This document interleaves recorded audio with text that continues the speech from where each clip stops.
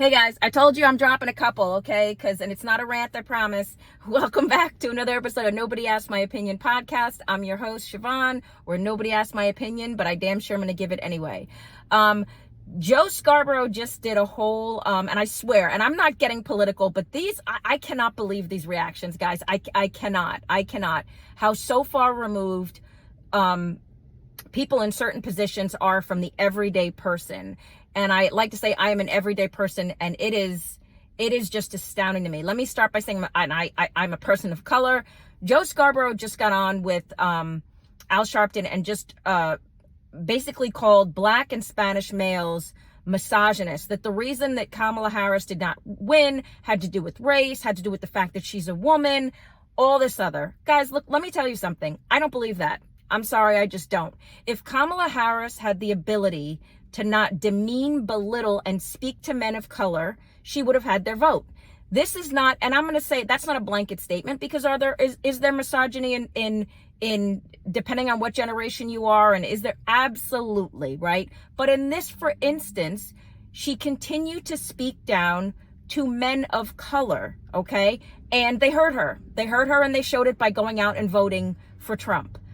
This is, but for him to get on, Joe Scarborough, you are, in fact, honestly, you are the racist. Because to sit there and demean people of color and tell them that because they're tired of living in certain situations, and again, I like to remind people, I grew up in poverty, I grew up very poor. To sit there and demean people because they're saying, I don't want to do that anymore, or I want to be able to go to the movies after work, I want to be able to afford to have a steak every once in a while. What is wrong with you? Like, I'm so outraged. And you're sitting there talking to Al Sharpton, who's sitting there in a $2,000 to $3,000 suit. This, guys, is why you lost. You stopped listening to the everyday person. You're sitting on this, you've elevated yourself, and you're sitting on this platform, and you cannot understand.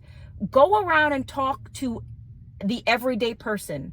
And when you're hearing now about how Kamala ran, and of course now the Democrats are going to attack Kamala, even though I truly believe she was set up for failure. I don't believe she ever actually wanted to win. I don't think she thought she could win, not coming in mid-race like that.